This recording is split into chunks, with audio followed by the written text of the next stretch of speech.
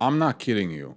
I think I'm going to make between 10 and $40 million on this stock.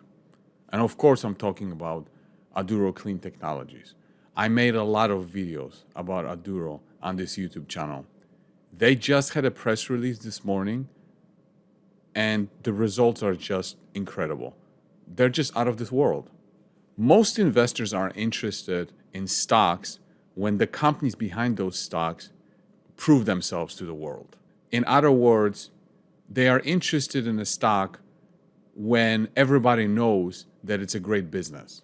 They want to invest in Michael Jordan after he won 6 championships. When everybody and their brother knows that something is great, that thing is priced for perfection, you're not going to get a great deal. Elon Musk didn't get rich by investing in Tesla when Tesla was worth more than all the auto manufacturers combined.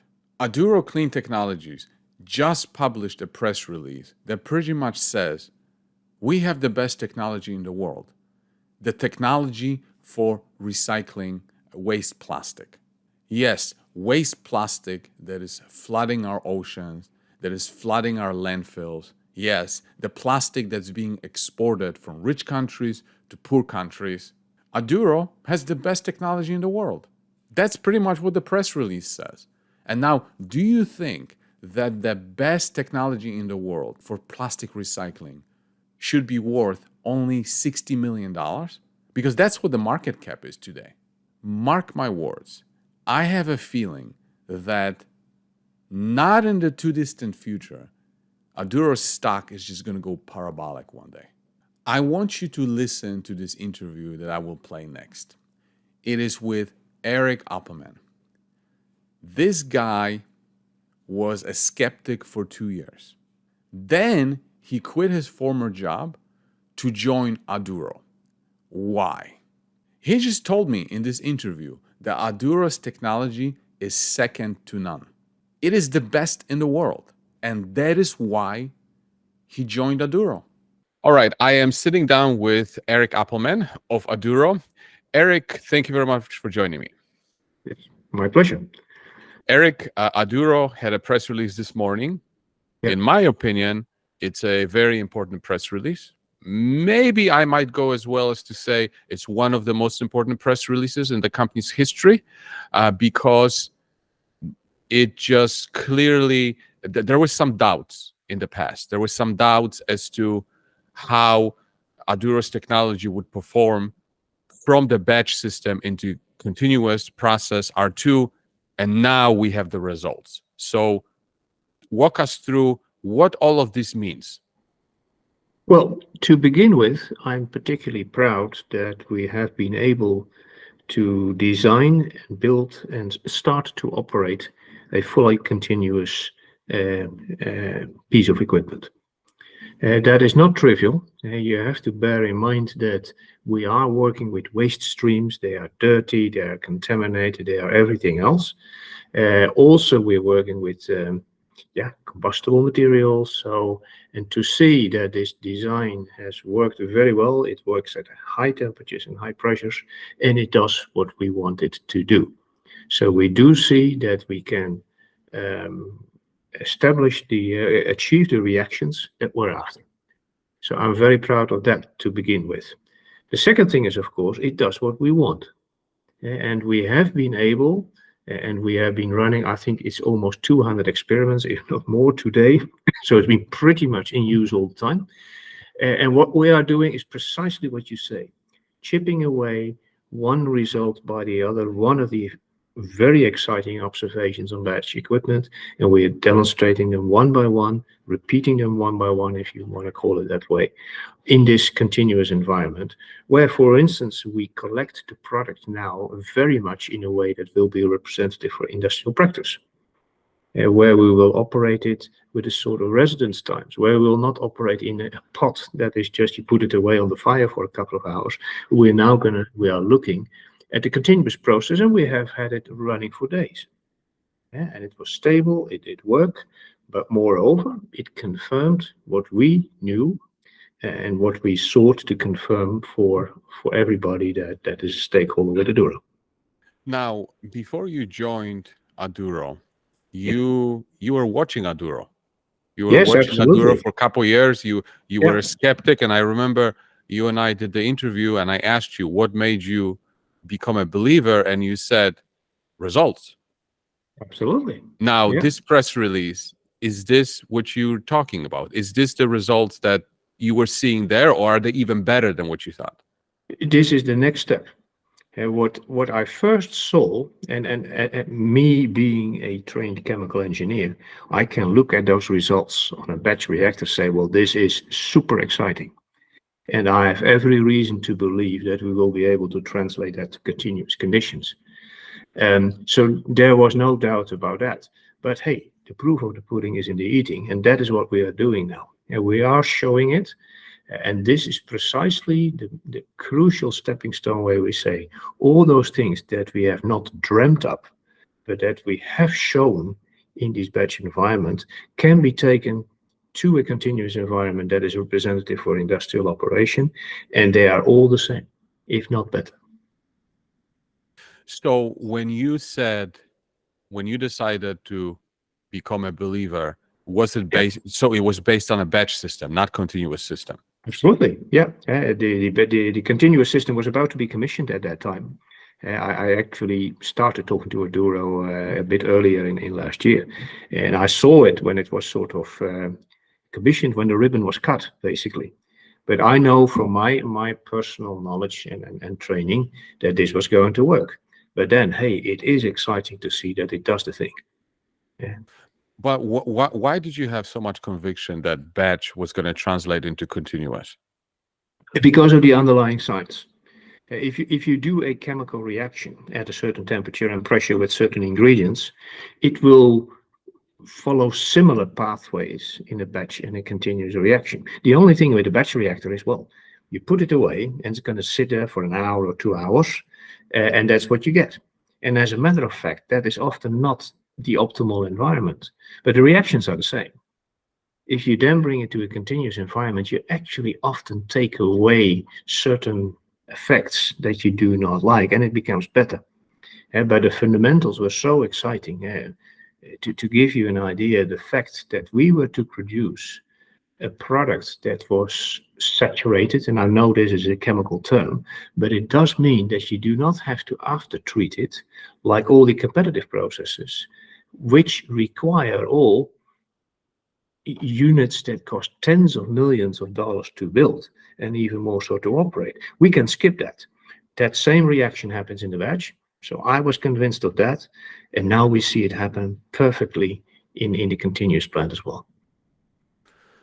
Now you're the revenue chief officer, so you Yep. talk with potential clients, potential Yes. people that might use this technology. Yeah. A press release like this, will this help you with your conversations? If I talk to customers who know what they are doing, this is also the story that I use, but you are absolutely right. If I can now show we have a continuous unit that does the same thing, well, whether they learn that from a press release or from my personal word, that doesn't make too much of a difference.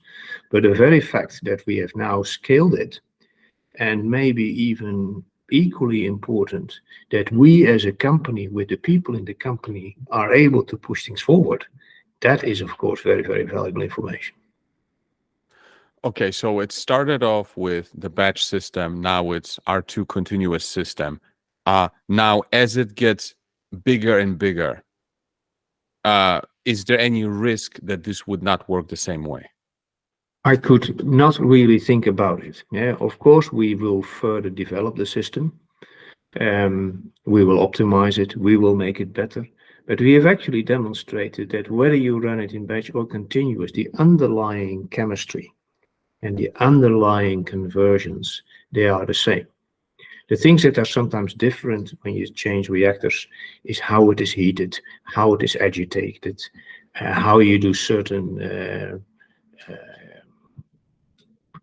provision of ingredients and the supply to a reactor, but that is all not fundamental. The underlying reactions work. Then it is a matter of good engineering to turn it into a process And then, well, having been in the chemical industry, that industry is much older than I am. It has been working for 100 years now on optimizing all the processes that you can watch when you drive by a big refinery or petrochemical complex. Of course, it will be better over time. But it is never so that something that worked yesterday now suddenly stopped working. Okay, and your previous job before you joined Aduro, you saw a lot of different technologies. Yeah. Is there anything even close to what Aduro has? No. And that is why I joined. And I jokingly used the comparison. I have been looking at more than 50 startup companies in all sorts of exciting new chemical technology. And I have seen 3 that did something absolutely unique. In waste plastic processing, in biomass conversion, in electrical heating technologies, all those hot topics today. There's a lot of Me Too's or a lot of variations. There's a lot of improvements on things that have been in the industry for decades. But the Aduro process is absolutely second to none, alongside with these other 2, which are not relevant today. But that is the excitement of being able to actually look at those and see what they all can do. Okay, so I'm going to refer to Aduro as, we, because I'm part of the story. I'm a shareholder. Yes, absolutely. I'm an owner. Yeah. So let me say this. Correct me if I'm wrong. We are the best in the world at solving this problem. We have the best technology, and we are a small team, but the team is extremely competent and has what it takes. Okay, now, can you talk a little bit about, the results or maybe the yields? Can you say anything about the yields? And I don't know if you can say anything how maybe those yields compare to competing technologies. Yeah.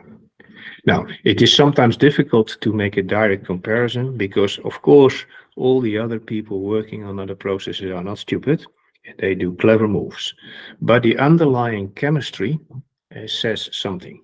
So if you're trying to break up a piece of plastic, you do that by cranking up the temperature, and then it falls apart. We do that in a slightly more clever way using a catalyst, which is something that helps you to do the same thing at lower temperature, and also by a quenching mechanism. And as a result, we can do this deconstruction of big polymers at 50 degrees lower. Now, what is the problem with high temperatures? It is a random process, and you do some overcracking. It's a little bit when you are trying to fry an egg and you turn up the heat too high, it turns into carbon after a while. Well, precisely the same thing happens in processes that operate at high temperatures, and the higher the worse. Now, fundamentally, processes from the pyrolysis family, which operate at least 50 degrees higher in temperature than us, will turn more good feedstock into useless carbon and fuel gas. You can do nothing about that. And it is not unsubstantial. I have it open here. There's an article from Chemical Engineering News from a year or 2 back. And it says that you shouldn't find it strange if in a pyrolysis process you lose about 10% of your input to coke and another 10% fuel gas. For us, the 2 combined are below 5%. And that means you have 15% more yield of valuable product. It means also that your unit can be smaller, and because you do not invest. And by the way, if you do make those wastes, you have to do something with it as well. You have to separate it out. You have to dump it, or you have to burn it. People say, yeah, I can use it as a fuel. Well, that's great. Then you have just burned 15% of your feedstock. And you have made a lot of CO2, which is costing you money as well. So waste doesn't come free. So it is the higher yield, the lower cost of capital per unit of product produced, and avoidance of waste management, waste handling, that is going to add big time to your bottom line. But if we have, let's say, 1 kilogram of waste or plastic that comes into the system, like, what do we get out? How much of that do we get out?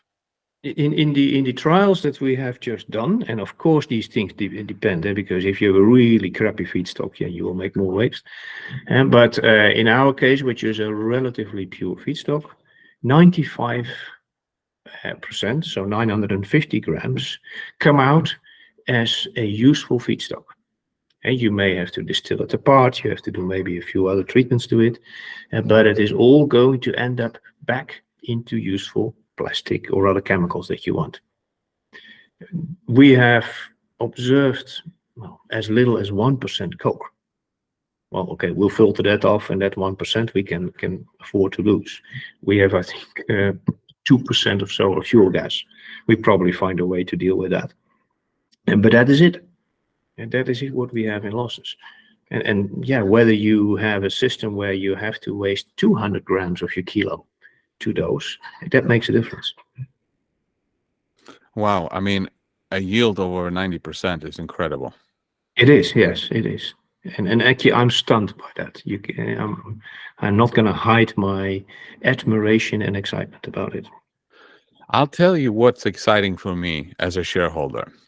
You see, it is one thing if our company was currently being valued at $4 billion with this technology, versus having this technology and being valued at, less than 100 million. That is so exciting for me, because when the company is valued at 4 billion or in billions of dollars, well, the upside is limited because people know about it. But we're at that stage now where, as my excitement says, we are the best. We have the best technology in the world. It's just getting recognized. The future as a shareholder looks very good. That's what I get excited about. Yeah, and more of that, it's ours. Because we own this. We have a thick maze of patents surrounding it. So when you own a share in this company, you're a co-owner to that fortress. It is not something that people can work around easily. And I can tell you, there's a lot of plastic waste that is looking for a way to be treated. And as you know, as a shareholder, there are other things where we could use this for. So yeah, tons of potential here. Okay, well, thank you very much for doing this. In my opinion, I think this was one of the most important press releases in the company's history, because it puts one of the biggest doubts, as a check. Are there any final thoughts that you might want to share about the press release, or about anything else you want to share with my audience? Well, the other thing that we have demonstrated, apart from this yield factor, is that the product that we make, also when it comes to a continuous unit, still does not need that very costly after treatment. And I think I told you, or it was someone else, that if you do a competitive plastics recycling process, you need not one factory, but three. One to do this breakup, one to after treat it, and one to make the hydrogen that you do the after treatment with. We need only one. And CapEx, capital cost, but also the OpEx of that extra equipment is going to weigh very heavily on the economics of the competitive processes. For us, that is going to be very much reduced. So in other words, what you're saying is we have the highest yield, but also whatever we get at the end is a higher valued product. Absolutely. It doesn't need another treatment. And on top of it, we are able to process products that others can't even touch. That is the third one, and that is one that we continue to work on. And because of the very nature of our process, we cannot only treat this easy polyethylene and polypropylene that everybody can do, and by the way, which will get pretty scarce if it comes to sufficiently clean qualities of it. But we can actually also tolerate contaminations, which we will also process. They may not all become useful products, but then we will be able to very conveniently separate them out and do not contaminate our final product. And that means, and you can take that advantage in many ways. You could say, I'll save on the post-treatment. You can also say, I can avoid sorting out, because many people actually then resort to buying fairly clean grades at higher expense and lower availability. And this is a more complicated picture because, as you might guess, in waste there is a lot of unexpected material, but that is of course where we are also accumulating the evidence as we speak. All right, Eric, thank you very much for doing this. Really Yes, appreciate it it. was my pleasure. And you can, I hope I got some of the passion across through 5,000 kilometers of Atlantic and 2 screens.